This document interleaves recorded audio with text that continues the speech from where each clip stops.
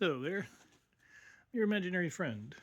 We're going to be continuing on with reading some of Nathaniel Hawthorne's notes on a story that he never finished entitled The Ancestral Footstep. Now, if you haven't seen the first part, actually, it kind of doesn't matter, I think, because as we mentioned earlier, you won't know if you haven't seen the first part, but this is more like he's picking up an idea and turning it around and looking at it in different directions to see how he wants to approach it.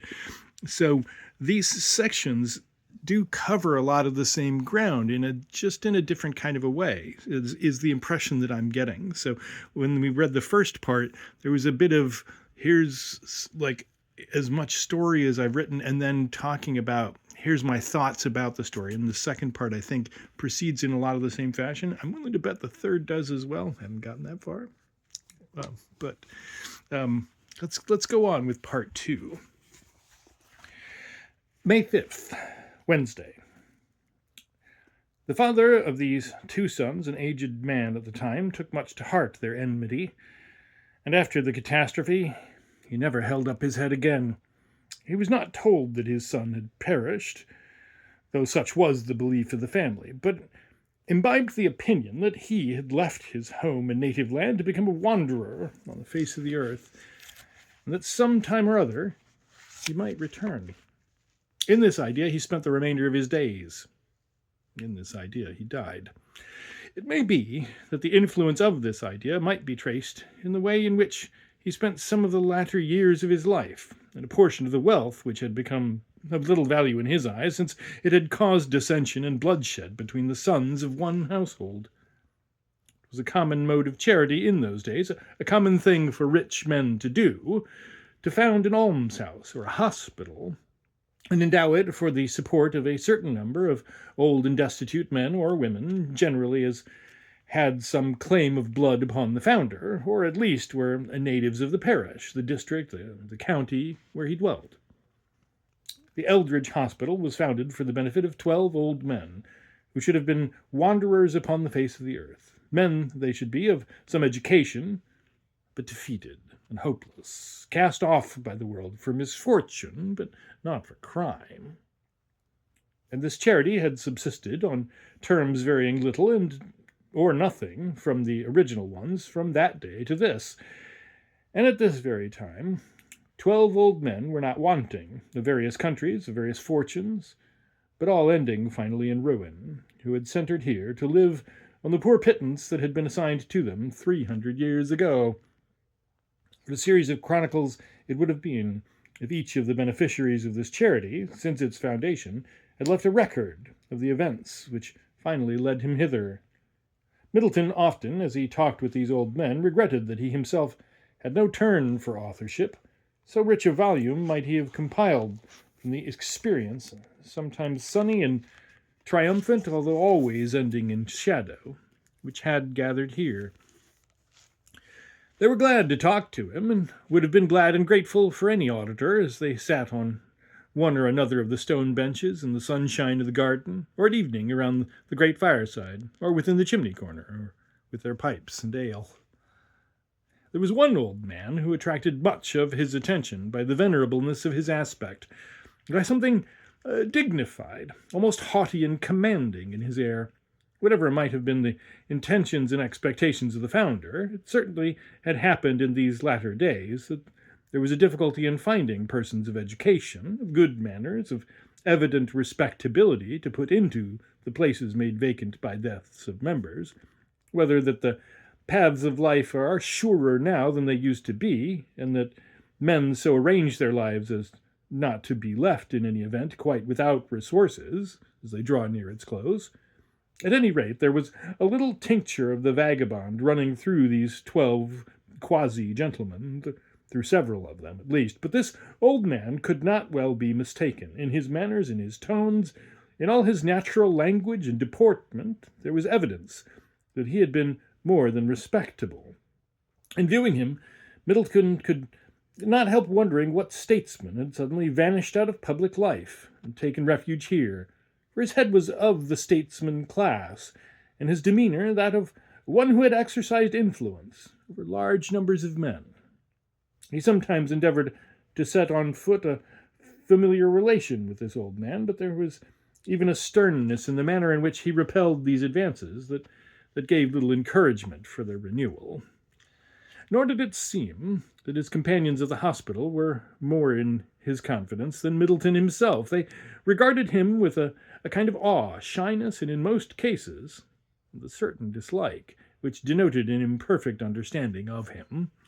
To say the truth, there was not generally much love lost between any of the members of this family. They had met with too much disappointment in the world to take kindly now to one another, or to anything, or anybody. I rather suspect that they really had more pleasure in burying one another when the time came than in any other office of mutual kindness and brotherly love which it was their part to do.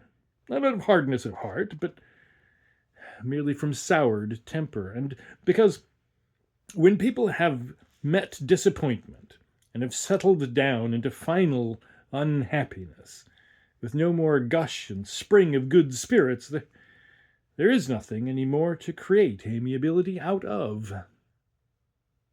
So the old people were unamiable and cross to one another, and unamiable and cross to old Hammond, yet always with a certain respect. And the result seemed to be such as treated the old man well enough.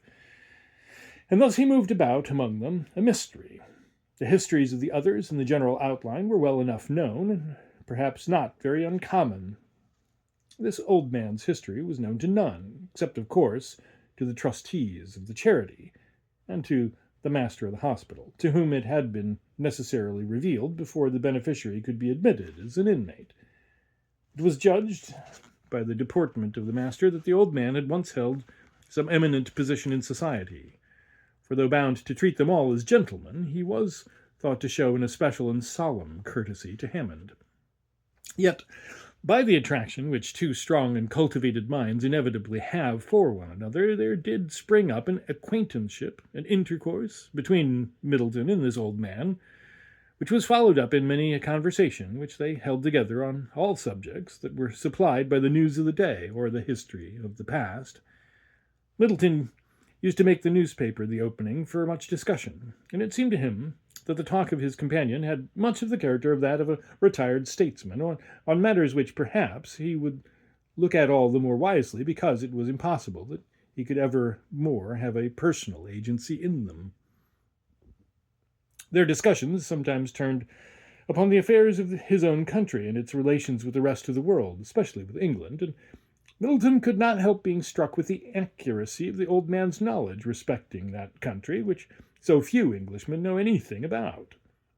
His shrewd appreciation of the American character, shrewd and caustic, yet not without a good degree of justice. The sagacity of his remarks on the past and prophecies of what was likely to happen, prophecies which in one instance were singularly verified in regard to a complexity which was then arresting the attention of both countries.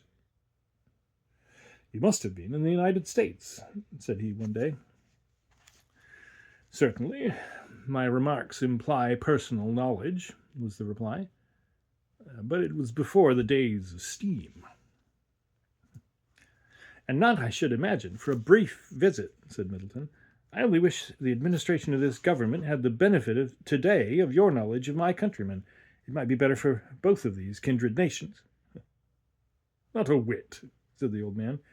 "England will never understand America, for England never does understand a foreign country. And whatever you may say about kindred, America is as much a foreign country as France itself. These 200 years of a different climate and circumstances, of life on a broad continent instead of in an island, to say nothing of the endless intermixture of nationalities in every part of the United States, except New England, have created a new and decidedly original type of national character. It's as well for both parties that they should not aim at any very intimate connection. It will never do." "I should be sorry to think so," said Middleton. "They are, at all events, two noble breeds of men, and ought to appreciate one another. America has the breadth of idea to do this for England, whether reciprocated or not." Thursday, May 6th. Thus Middleton was established in a singular way among these old men, in one of the surroundings most unlike anything in his own country. So old it was that it seemed to him the freshest and newest thing that he'd ever met with.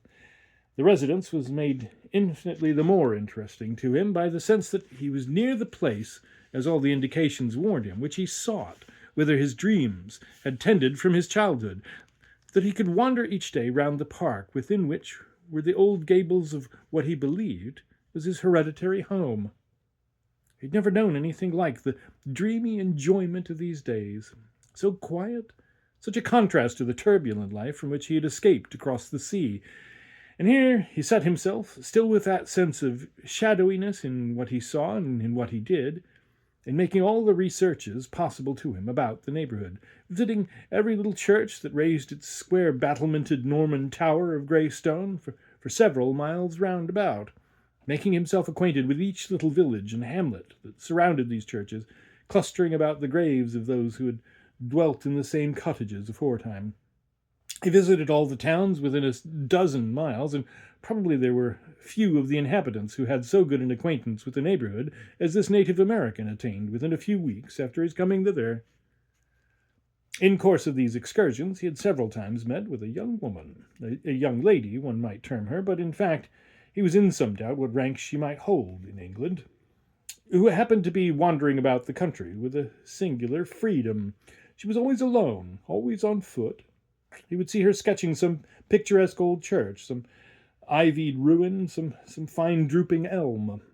She was a slight figure, much more so than Englishwomen generally are, and though healthy of aspect, had not the ruddy complexion which he was irreverently inclined to call the coarse tint that is believed the great charm of English beauty. There was a freedom in her step, and whole little womanhood, an elasticity, and an irregularity, so to speak, so that made her memorable from first sight, and when he had encountered her 3 or 4 times, he felt in a certain way acquainted with her. She was very simply dressed, and quite as simple in her deportment. There had been 1 or 2 occasions when they had both smiled at the same thing.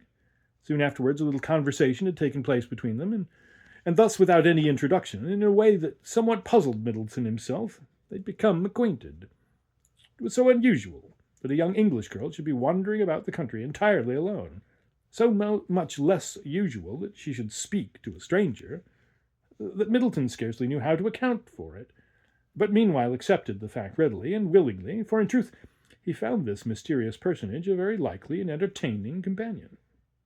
There was a strange quality of boldness in her remarks, almost of brusqueness, that he might have expected to find in a young countrywoman of his own, if bred up among the strong-minded, but was astonished to find in a young Englishwoman. Somehow or other, she made him think more of home than any other person or thing he met with, and he could not but feel that she was in strange contrast with everything about her. She was no beauty, very piquant, very pleasing, in some points of view, and at some moments pretty. Always good-humoured, but somewhat too self-possessed for Middleton's taste. It struck him that she had talked with him as if she had some knowledge of him, and of the purposes with which he was there. Not that this was expressed, but only implied by the fact that, on looking back to what had passed, he found many strange coincidences in what she had said with what he was thinking about. He perplexed himself much with thinking whence this young woman had come, where she belonged, and what might be her history. When the next day he again saw her, not this time rambling on foot, but seated in an open barouche with a young lady. Middleton lifted his hat to her, and she nodded and smiled to him, and it appeared to Middleton that a conversation ensued about him with the young lady, her companion. Now what still more interested him was the fact that on the panel of the barouche were the arms of the family now in possession of the estate of Smithles, so that the young lady, his new acquaintance, or the young lady, her seeming friend, one or the other, was the sister of the present owner of that estate. He was inclined to think that his acquaintance could not be the Miss Eldridge, of whose beauty he had heard many tales among the people of the neighborhood. The other young lady, a tall, reserved, fair-haired maiden, answered the description considerably better. He concluded, therefore, that his acquaintance must be a visitor, perhaps a dependent and companion. though the freedom of her thought, action, and the way of life seemed hardly consistent with this idea. However, this slight incident served to give him a sort of connection with the family, and he could but hope that some further chance would introduce him within what he fondly called his hereditary walls. He'd come to think of this as a dreamland, and it seemed even more a dreamland now than before it rendered itself into actual substance. An old house of stone and timber, standing within its park, shaded about with its ancestral trees. But thus, at all events, he was getting himself a little wrought into the network of human life around him, secluded as his position had at first seemed to be in the farmhouse where he had taken up his lodgings. For there was the hospital and its old inhabitants, in whose monotonous existence he soon came to pass for something with his liveliness of mind, his experience, his good sense, his patience as a listener, his comparative youth even, his power of adapting himself to these stiff and crusty characters, a power learned, among other things, in his political life, where he had acquired something of the faculty, good or bad as might be, of making himself all things to all men. But though he amused himself with them all, there was in truth but one man among them in whom he really felt much interest, and that one, we need hardly say, was Hammond. It was not often that he found the old gentleman in a conversible mood, always courteous indeed, but generally cool and reserved, often engaged in his one room, to which Middleton had never yet been admitted, though he had more than once sent in his name when Hammond was not apparent upon the bench, which by common consent of the hospital was appropriated to him. One day, however, notwithstanding that the old gentleman was confined to his room by indisposition, he ventured to inquire at the door, and, considerably to his surprise, was admitted. He found Hammond in his easy-chair at a table, with writing materials before him, and as Middleton entered, the old gentleman looked at him with a stern, fixed regard, which, however, did not seem to imply any particular displeasure towards this visitor, but rather a severe way of regarding mankind in general. Middleton looked curiously round the small apartment to see what modification the character of the man had had upon the customary furniture of the hospital, and how much of individuality he had given to that general type. There was a shelf of books, and a row of them on the mantelpiece, works of political economy, they appeared to be, statistics and things of that sort, very dry reading, with which, however, Middleton's experience as a politician had made him acquainted. Besides these, there were a few works on local antiquities, a county history borrowed from the master's library, in which Hammond appeared to have been lately reading. "They're delightful reading," observed Middleton, "these old county histories, with their great folio volumes, and their minute account of the affairs of families, and the genealogies and descents of estates, bestowing as much blessed space on a few hundred acres as other historians give to a principality. I fear that in my own country we shall never have anything of this kind. Our space is so vast that we shall never come to know and love it, inch by inch, as the English antiquarians do the tracts of country in which they deal. And besides, our land is always likely to lack the interest that belongs to English estates. For where land changes its ownership every few years, it does not become imbued with the personalities of the people who live on it. It is but so much grass, so much dirt, where a succession of people have dwelt too little to make it really their own. But I found a pleasure that I had no conception of before in reading some of the English local histories." "It's not a usual course of reading for a transitory visitor," said Hammond. "What could induce you to undertake it?" "Simply the wish, so common and natural with Americans," said Middleton, "the wish to find out something about my kindred, the local origin of my own family." "You do not show your wisdom in this," said his visitor. "America had better recognize the fact that it has nothing to do with England, and look upon itself as other nations and peoples do, as existing on its own hook. I never heard of any people looking back to the country of their remote origin in the way the Anglo-Americans do. For instance, England is made up of many alien races, German, Danish, Norman, and what-not. Has received large accessions of population at a later date than the settlement of the United States, yet these families melt into the great homogeneous mass of Englishmen and look back no more to any other country. There are in this vicinity many descendants of the French Huguenots, but they care no more for France than for Timbuktu, reckoning themselves only Englishmen, as if they were descendants of the aboriginal Britons. Let it be so with you." "So it might be," replied Middleton, "only that our relations with England remain far more numerous than our disconnections, through the bonds of history, of literature, of all that makes up the memories, and much that makes up the present interests of a people. And therefore I must still continue to pore over these old folios and hunt around these precincts, spending thus the little idle time I'm likely to have in a busy life, possibly finding little to my purpose, but that is quite a secondary consideration." "If you choose to tell me precisely what your aims are," said Hammond, "it is possible I might give you some little assistance."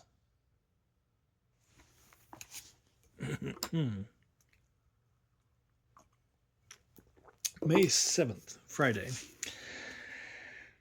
Middleton was in fact more than half ashamed of the dreams which he had cherished before coming to England, and which, since at times had been very potent with him, assuming as strong a tinge of reality as those scenes into which he had strayed.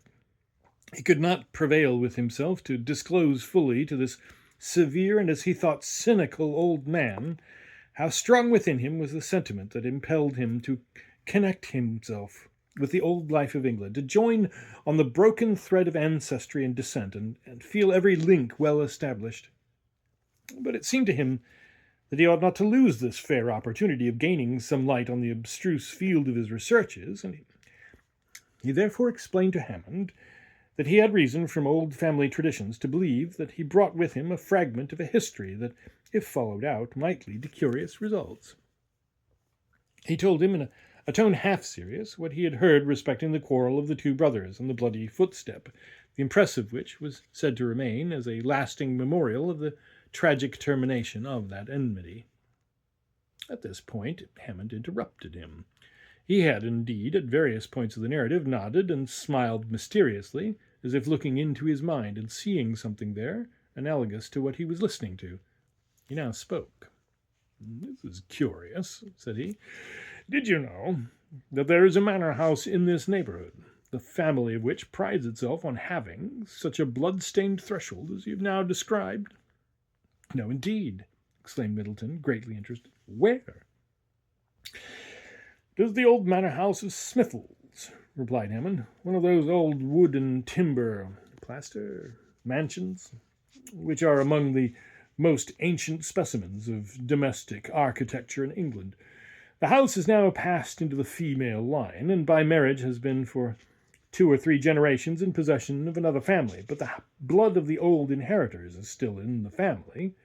The house itself, or portions of it, are thought to date back quite as far as the Conquest." "Smithles," said Middleton. "Why, I've seen that old house from a distance, and have felt no little interest in its antique aspect. And it has a bloody footstep. Would it be possible for a stranger to get an opportunity to inspect it?" "Unquestionably," said Hammond. "Nothing easier. It's but a moderate distance from here, and if you can moderate your young footsteps and your American quick walk to an old man's pace, I would go there with you some day. In this languor and ennui of my life, I spend some time in a local antiquarianism, and perhaps I might assist you in tracing out how far these traditions of yours may have any connection with reality. It would be curious, would it not, if you'd come after 200 years to piece out a story which may have been as much a mystery in England as there in America." An engagement was made for a walk to Smithles the ensuing day, and meanwhile Middleton entered more fully into what he had received from family traditions, and what he had thought out for himself on the matter in question. "Are you aware," asked Hammond, "that there was formerly a title in this family, now in abeyance, in which the heirs have at various times claimed, and are at this moment claiming?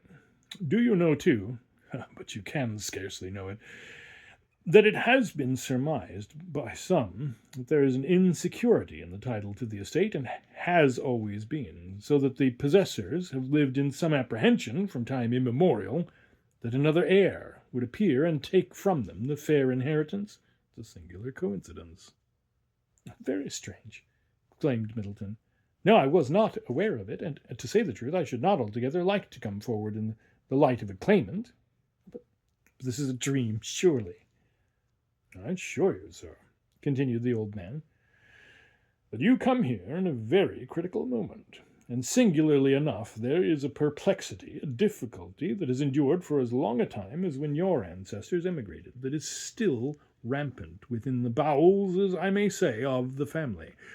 Of course, it is too much like a romance that you should be able to establish any such claim as would have a valid influence on this matter, but still, being here on the spot, it may be worthwhile, if merely as a matter of amusement, to make some researches into this matter." "Surely I will," said Middleton with a smile, which concealed more earnestness than he liked to show. As to the title, a Republican cannot be supposed to think twice about such a bagatelle. The estate, that might be a more serious consideration. They continued to talk on the subject, and Middleton learned that the present possessor of the estates was a gentleman nowise distinguished from hundreds of other English gentlemen, a country squire modified in accordance with the type of today, a frank, free, friendly sort of person enough, who had travelled on the continent, who employed himself much in field sports, was unmarried, and had a sister who was reckoned among the beauties of the county. While the conversation was thus going on, to Middleton's astonishment there came a knock at the door of the room, and without waiting for a response, it was opened, and there appeared at it the same young woman whom he had earlier met. She came in with perfect freedom and familiarity, and was received quietly by the old gentleman, who, however, by his manner towards Middleton, indicated that he was now to take his leave.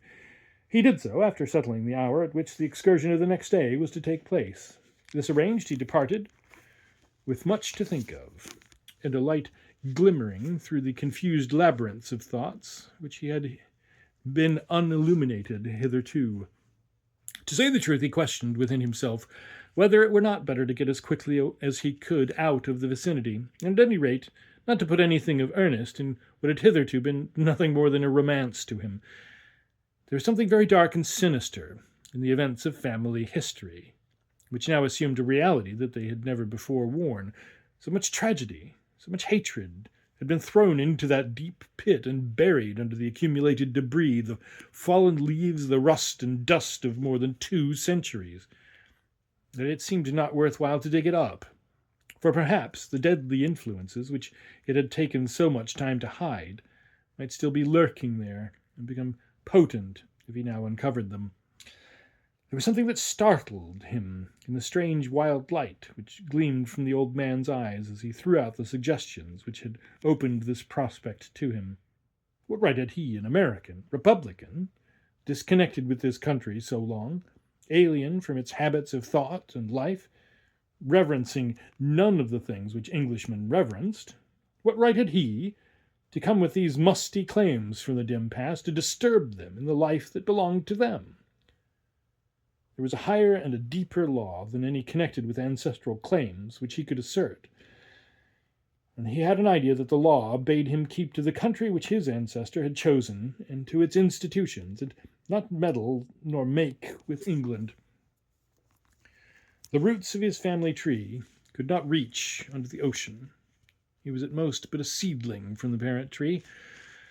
While thus meditating, he found that his footsteps had brought him unawares within sight of the old manor house of Smithles, and that he was wandering in a path which, if he followed it further, would bring him to an entrance in one of the wings of the mansion.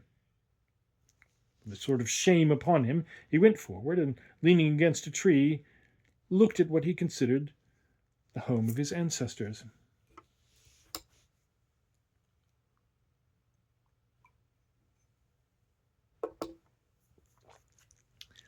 May 9th, Sunday. At the time appointed, the 2 companions set out on their little expedition, the old man in his hospital uniform, the long black mantle with the bare and ragged staff engraved in silver on the breast, and Middleton in the plain costume which he had adopted in these wanderings about the country. On their way, Hammond was not very communicative, occasionally dropping some shrewd remark with a good deal of acidity in it, now and then, too, favouring his companion with some reminiscence of local antiquity, but oftenest silent.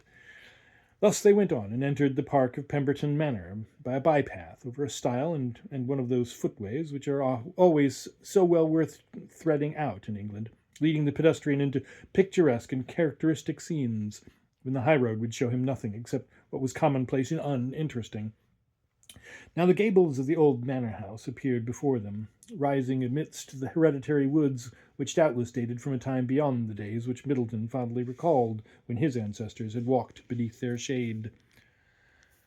On each side of them were thickets and copses of fern, amidst which they saw the hares peeping out to gaze upon them, occasionally running across the path, and comporting themselves like creatures that felt themselves under some sort of protection from the outrages of man, though they knew too much of his destructive character to trust him too far. Pheasants, too, rose close beside them and winged but a little way before they alighted. They likewise knew, or seemed to know, that their hour was not yet come. On all sides in these woods, these wastes, these beasts and birds, there was a character that was neither wild nor tame. Man had laid his grasp on them all, and done enough to redeem them from barbarism, but had stopped short of domesticating them, although nature and the wildest thing there acknowledged the powerful and pervading influence of cultivation. Arriving at a side door of the mansion, Hammond rang the bell, and a servant soon appeared.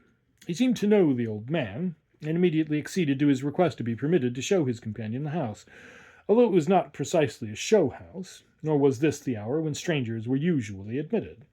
They entered, and the servant did not give himself the trouble to act as a cicerone to the two visitants, but carelessly said to the old gentleman that he knew the rooms, and that he would leave him to discourse to his friend about them. Accordingly, they went to the old hall, a dark oaken-panelled room of no great height, with many doors opening into it. There was a fire burning on the hearth. Indeed, it was the custom of the house to keep it up from morning to night, and in the damp, chill climate of England there is seldom a day in some part of which a fire is not pleasant to feel. Hammond here pointed out a stuffed fox to which some story of a famous chase was attached, a pair of antlers of enormous size, and some old family pictures, so blackened with time and neglect that Middleton could not well distinguish their features, though curious to do so, hoping to see there some lineaments of some with which he might claim kindred. It was a venerable apartment, and gave a good foretaste of what they might hope to find in the rest of the mansion. But when they had inspected it pretty thoroughly, and were ready to proceed, an elderly gentleman entered the hall, and, seeing Hammond, addressed him in a kindly, familiar way, not indeed as an equal friend, but with a pleasant and not irksome conversation. "I'm glad to see you here again, said he. "What? I have an hour of leisure, so, for to say the truth, the day hangs rather heavy till the shooting season begins. Come as a friend with you, I will be your cicerone myself about the house, and show you whatever mouldy objects of interest it contains." He then graciously noticed the old man's companion, but without asking or seeming to expect an introduction, for after a careless glance at him, he had evidently set him down as a person without social claims, a young man of the rank of life fitted to associate with an inmate of Pemberton's hospital. And it must be noticed that his treatment of Middleton was not on that account the less kind, though far from being so elaborately courteous as if he had met him as an equal. "You've had something of a walk," said he, "and it is rather a hot day. The beer of Pemberton Manor has been reckoned good these 100 years. Will you taste it?" Hammond accepted the offer, and the beer was brought in a foaming tankard. But Middleton declined it, for in truth there was a singular emotion in his breast, as if the old enmity, the ancient injuries, were not yet atoned for, and as if he must not accept the hospitality of one who represented his hereditary foe.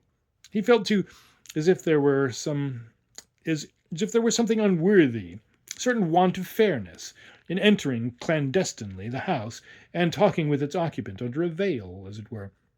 And had he seen clearly how to do it, he would perhaps at that moment have fairly told Mr. Eldridge that he brought with him the character of kinsman, and must be received on that grade or none. But it was not easy to do this, and after all there was no clear reason why he should do it. So he let the matter pass, merely declining to take the refreshment, and keeping himself quiet and retired. Squire Eldridge seemed to be a good ordinary sort of gentleman, reasonably well educated, and with few ideas beyond his estate and neighbourhood, though he had once held a seat in Parliament for part of a term. Middleton could not but contrast him with an inward smile with the shrewd, alert politicians, their faculties all sharpened to the utmost, whom he had known and consorted with in the American Congress. Hammond had slightly informed him that his companion was an American, and Mr. Eldridge immediately gave proof of the extent of his knowledge of that country by inquiring whether he came from the state of New England, and whether Mr. Webster was still President of the United States, questions to which Middleton returned answers that led to no further conversation. These little preliminaries over, they continued their ramble through the house, going through tortuous passages, up and down little flights of steps, and entering chambers that had all the charm of discoveries of hidden regions, loitering about, in short, in a labyrinth calculated to put the head into a delightful confusion. Some of these rooms contained their time-honoured furniture all in the best possible repair, heavy, dark, polished, beds that had been marriage beds and dying beds, over and over again, chairs with carved backs, and all manner of old-world curiosities, family pictures and samplers and embroidery, fragments of tapestry, an inlaid floor, everything having a story to it, though, to say the truth, the possessor of these curiosities made but a bungling piece of work in telling the legends connected with them. In one or two instances, Hammond corrected him. By and by, they came to what had once been the principal bedroom of the house, though its gloom and some circumstances of family misfortune that had happened long ago had caused it to fall into disrepute in latter times, and it was now called the haunted chamber, or the ghost's chamber. The furniture of this room, however, was particularly rich in its antique magnificence, and one of the principal objects was a great black cabinet of ebony and ivory, such as may often be seen in old English houses, and perhaps often in the palaces of Italy, in which country they perhaps originated. This present cabinet was known to have been in the house as long as the reign of Queen Elizabeth, and how much longer neither tradition nor records told. Hammond particularly directed Middleton's attention to it. "There is nothing in this house," said he, "better worth your attention than that cabinet. Consider its plan. It represents a stately mansion, with pillars and entrance, with a lofty flight of steps, windows, and everything perfect. Examine it well." There was such an emphasis in the old man's way of speaking that Middleton turned suddenly round from all that he had been looking at and fixed his whole attention on the cabinet, and strangely enough, it seemed to be the representative in small of something that he'd seen in a dream.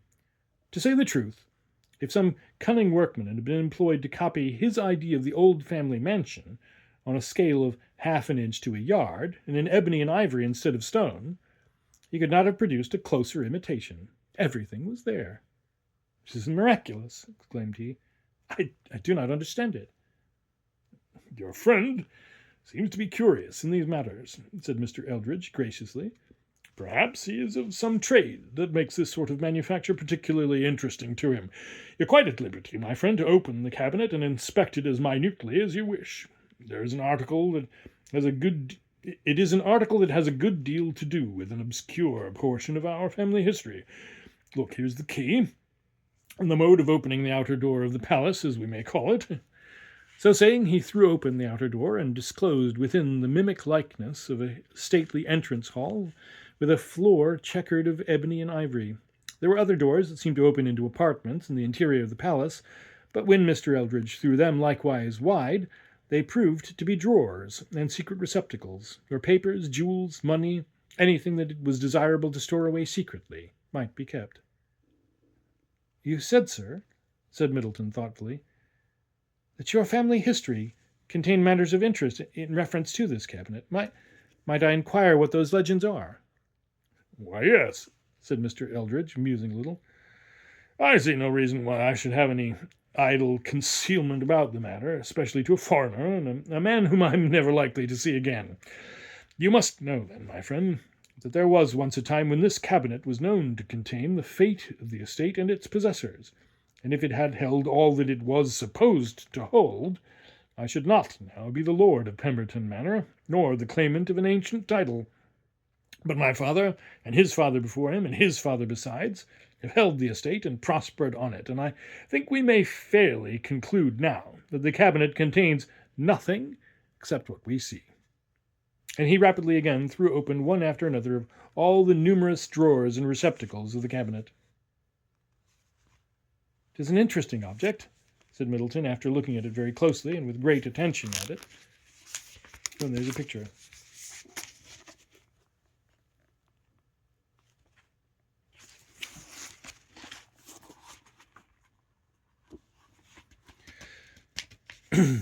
Being pressed thereto, indeed, by the owner's good-natured satisfaction in possessing this rare article of virtue. "It is admirable work," repeated he, drawing back. "That mosaic floor, especially, is done with an art and skill that I never saw equaled." There was something strange and altered in Middleton's tones that attracted the notice of Mr. Eldridge. Looking at him, he saw that he had grown pale and had a rather bewildered air. "Is your friend ill?" said he. "He is not our English ruggedness of look. He would have done better to take a sip of the cool tankard and a slice of the cold beef. He finds no such food and drink as that in his own country, I warrant." "His colour has come back," responded Hammond briefly. "He does not need any refreshment, I think, except perhaps the open air." In fact, Middleton, recovering himself, apologized to Mr. Hammond Eldridge. And as they had now seen nearly the whole of the house, the two visitants took their leave, with many kindly offers on Mr. Eldridge's part to permit the young man to view the cabinet whenever he wished. As they went out of the house, it was by another door than that which gave them entrance, Hammond laid his hand on Middleton's shoulder and pointed to a stone on the threshold on which he was about to set his foot. "Take care," said he. "It is the bloody footstep."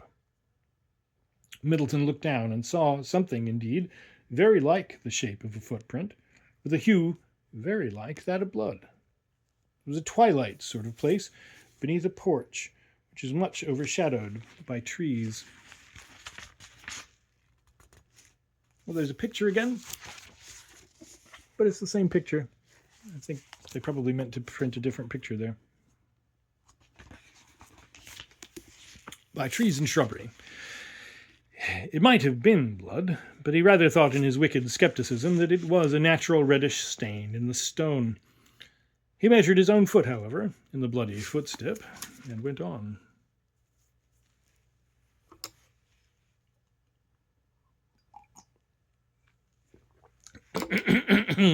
May 10th, Monday. All right. This is the present aspect of the story. Middleton is the descendant of a family long settled in the United States, his ancestor having emigrated to New England with the Pilgrims, or perhaps at a still earlier date, to Virginia with Raleigh's colonists. There had been a family dissension, a bitter hostility between two brothers in England, on account probably of a love affair, and the two both being attached to the same lady. By the influence of the family on both sides, the young lady had formed an engagement with the elder brother, although her affections had settled on the younger. The marriage was about to take place, when the younger brother and the bride both disappeared and were never heard of with any certainty afterwards. But it was believed at the time that he'd been killed, and in proof of it a bloody footstep remained on the threshold of the ancestral mansion. There were rumors afterwards, traditionally continued to the present day, that the younger brother and the bride were seen and together in England, and that some voyager across the sea had found them living together, husband and wife, on the other side of the Atlantic. But the elder brother became a moody and reserved man, never married, and left the inheritance to the children of a third brother, who then became the representative of the family in England. And the better authenticated story was that the second brother had really been slain, and that the young lady, for all the parties may have been Catholic, had gone to the continent and taken the veil there. Such was the family history as known or surmised in England, and in the neighbourhood of the manor house, where the bloody footstep still remained on the threshold, and the posterity of the third brother still held the estate, and perhaps were claimants of an ancient baronage long in abeyance. Now, on the other side of the Atlantic, the second brother and the young lady had really been married, and became the parents of a posterity still extant, of which The Middleton of the romance is the surviving male. Perhaps he had changed his name, being so much tortured with the evil and wrong that had sprung up in his family, so remorseful, so outraged, that he wished to disconnect himself with all of the past and begin life quite anew, in a new world. But both he and his wife, though happy in one another, had been remorsefully and sadly so, and with such feelings they had never again communicated with their respective families, nor had given their children the means of doing so. There must, I think, have been something nearly approaching to guilt on the second brother's part, and the bride should have broken a solemnly plighted troth to the elder brother, breaking away from him when almost his wife. The elder brother had been known to have been wounded at the time of the second brother's disappearance, and it had been the surmise that he had received this hurt in the personal conflict in which the latter was slain.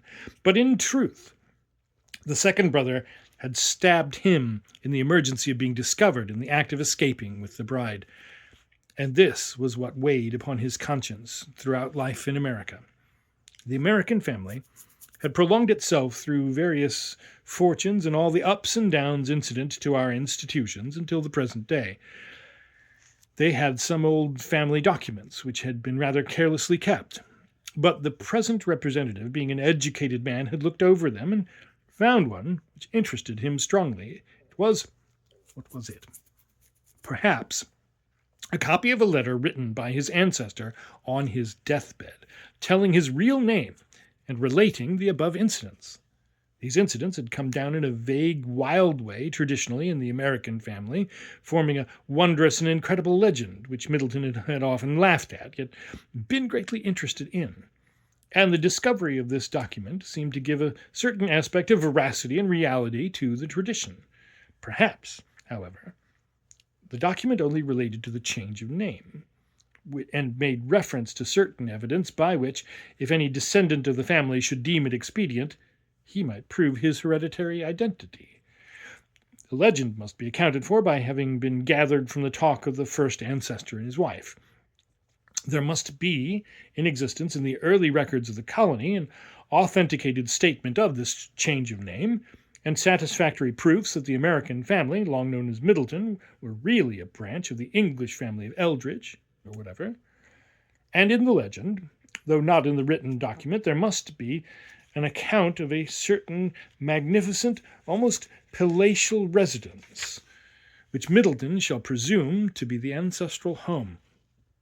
And in this palace there shall be said to be a certain secret chamber or receptacle, where is reposited a document that shall complete the evidence of the genealogical descent.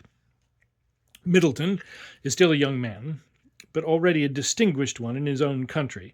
He's entered early into politics, been sent to Congress, but having met with some disappointments in his ambitious hopes, and being disgusted with the fierceness of political contests in our country, he has come abroad for recreation and rest.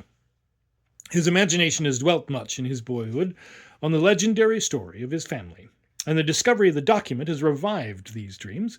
He determines to search out the family mansion, and thus he arrives bringing half of a story, being the only part known in America, to join it to the other half, which is the only part known in England. In an introduction I must do the best I can to state his side of the matter to the reader, he having communicated it to me in a friendly way at the consulate, as many people have communicated quite as wild pretensions to English genealogies. He comes to the Midland counties of England, where he conceives his claim to lie, and seeks for his ancestral home. But there are difficulties in the way of finding it, the estates having passed into the female line, though still remaining in the blood. By and by, however, he comes to an old town where there is one of the charitable institutions bearing the name of his family, by whose beneficence it had indeed been founded in Queen Elizabeth's time. He, of course, becomes interested in this hospital. He finds it still going on, precisely as it did in the old days, and all the character and life of the establishment must be picturesquely described. Here he gets acquainted with an old man, an inmate of the hospital, who, if the uncontrollable fatality of the story will permit, must have an active influence on the ensuing events. I suppose him to have been an American, but to have fled his country and taken refuge in England. He shall have been a man of the Nicholas Biddle stamp, a mighty speculator, the ruin of whose schemes had crushed hundreds of people, and Middleton's father among the rest. Here he had quitted the activity of his mind as well as he could, becoming a local antiquary, etc. And he's made himself acquainted with the family history of the Eldridges, knowing more about it than the members of the family themselves do. He'd known in America from Middleton's father, who was his friend, the legends preserved in this branch of the family, and perhaps had been struck by the way in which they fit into the English legends. At any rate, this strikes him when Middleton tells him his story and shows him the document respecting the change of name. After various conversations together, in which, however, the old man keeps the secret of his own identity, which indeed acts as mysteriously as possible, they go together to visit the ancestral mansion.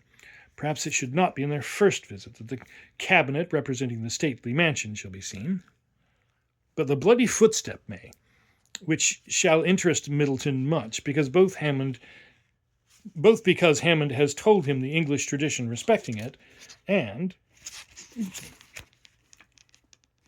this page is giving me trouble. And because, too, the legends of the American family made some obscure allusions to his ancestor having left a bloody footstep, on the ancestral threshold. This is the point to which the story has now been sketched out. Middleton finds a commonplace old English country gentleman in possession of the estate where his forefathers have lived in peace for many generations, but there must be circumstances contrived which shall cause Middleton's conduct to be attended by no end of turmoil and trouble. The old hospitaller, I suppose, must be the malicious agent in this, and his malice must be motived by, in some satisfactory way, the more serious questions: what shall be the nature of this tragic trouble, and how can it be brought about?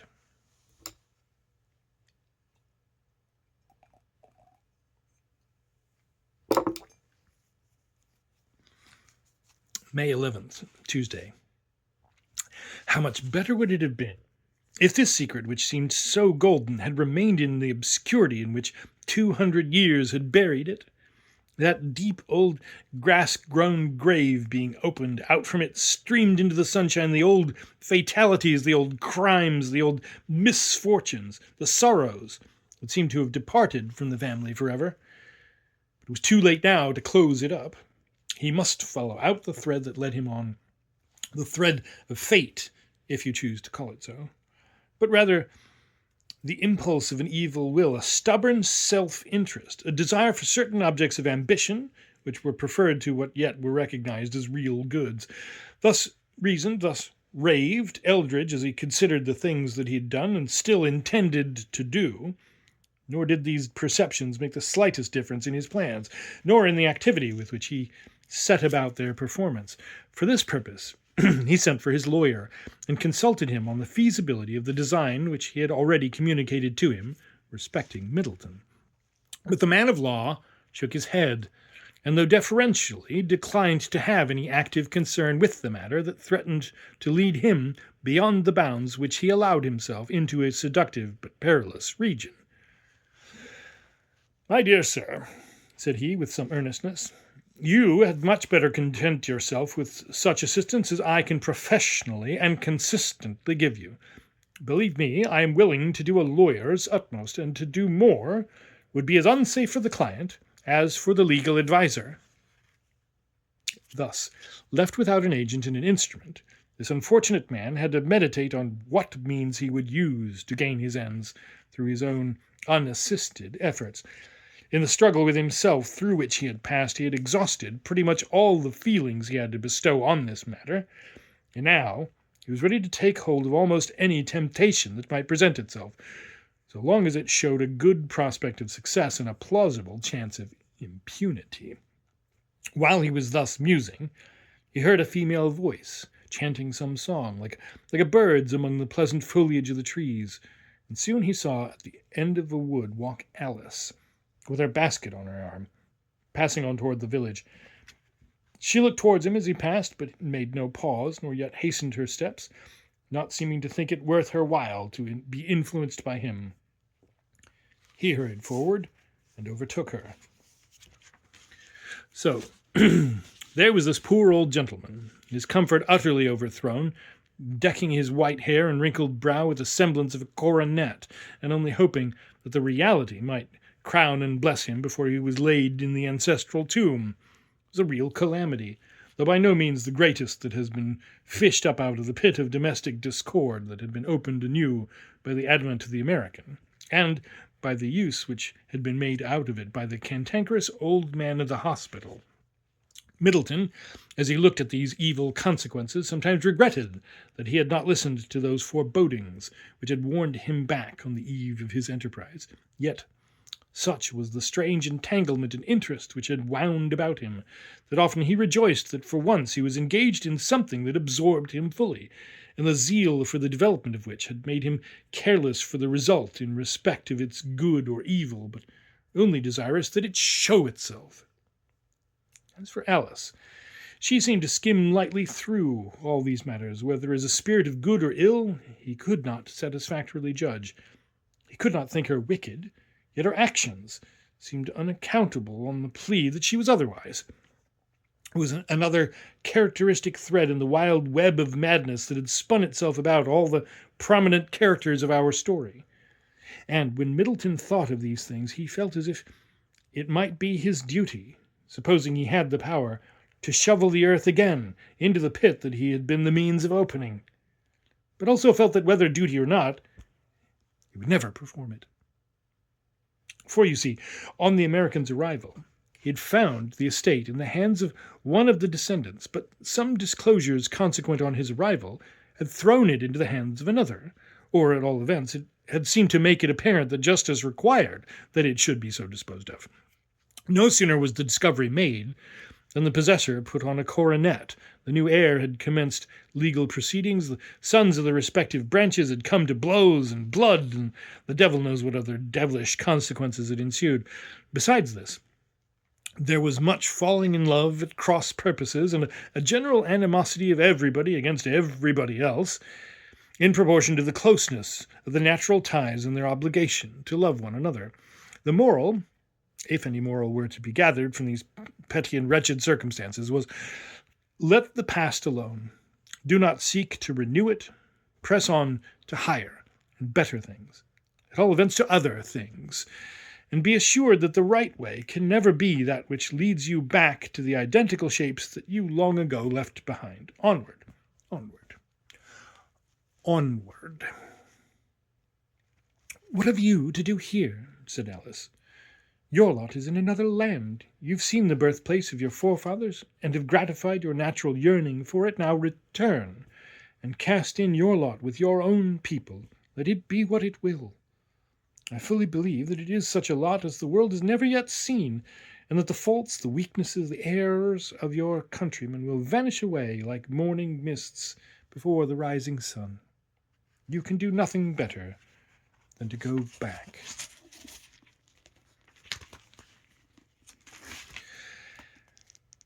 "This is strange advice, Alice," said Middleton, gazing at her and smiling. "Go back. With such a fair prospect before me, that were strange indeed. It's enough to keep me here, that here only I shall see you, enough to make me rejoice to have come, that I have found you here." "Do not speak in this foolish way," cried Alice, panting. "I'm giving you the best advice, and speaking the wisest way I'm capable of, speaking on good grounds, too, and you turn me aside with a silly compliment. I tell you that this is no comedy in which we are performers, but a deep, sad tragedy, and that it depends most upon you whether or not it shall be pressed to a catastrophe. Think well of it." "I have thought, Alice," responded the young man, "and I must let things take their course, if indeed it depends at all upon me, which I see no present reason to suppose. Yet I wish you would explain to me what you mean." To take up the story from the point where we left it. Excuse me.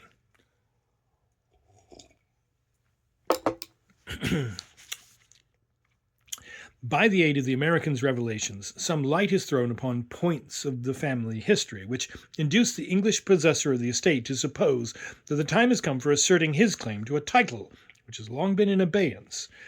He therefore sets about it and engages in great expenses, besides contracting the enmity of many persons with whose interest he interferes. A further complication is brought about by the secret interference of the old Hospitaller, and Alice goes singing and dancing through the whole in a way that makes her seem like a beautiful devil, though finally it will be recognized that she is an angel of light. Middleton, half bewildered, can scarcely tell how much of this is due to his own agency, how much is independent of him, and would have happened had he stayed on his own side of the water. By and by, a further and unexpected development presents the singular fact that he himself is the heir to whatever claims there are, whether of property or rank, all centering in him as the representative of the eldest brother.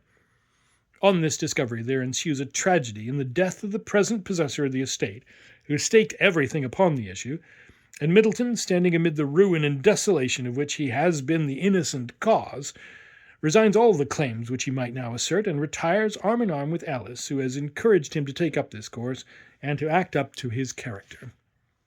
The estate takes a passage into the female line, and the old name becomes extinct, nor does Middleton seek to continue it by resuming it in place of the one long ago assumed by his ancestor. Thus he and his wife become the Adam and Eve of a new epoch, and the fitting missionaries of a new social faith, of which there must be continual hints throughout the book. A knot of characters may be introduced as gathering around Middleton, comprising expatriated Americans of all sorts. The wandering printer who came to me so often at the consulate, who said he was a native of Philadelphia and could not go home in the 30 years that he'd been trying to do so for lack of the money to pay his passage. The large banker, the consul of Leeds, the woman asserting her claims to half Liverpool, the gifted literary lady maddened by Shakespeare, etc., etc., the Yankee who had been driven insane by the Queen's notice, slight as it was, of the photographs of his 2 children which he'd sent her. I have not yet struck the true keynote of this romance, and until I do, and unless I do, I shall write nothing but tediousness and nonsense. I do not wish it to be a picture of life, but a romance, grim, grotesque, quaint, of which the hospital might be the fitting scene. It might have so much of the hues of life that the reader should sometimes think it was intended for a picture, that the atmosphere should be such as to excuse all wildness. In the introduction, I might disclaim all intention to draw a real picture, but say that the continual meetings I had with Americans bent on such errands had suggested this wild story. The descriptions of scenery, etc., and of the hospital might be correct, but there should be a tinge of the grotesque given to all the characters and events. The tragic and the gentler pathetic need not be excluded by the tone and treatment. If I could but write one central scene in this vein, all the rest of the romance would readily arrange itself around that nucleus. The begging girl would be another American character. The actress, too. The caravan people. It's mostly humorous work, or nothing.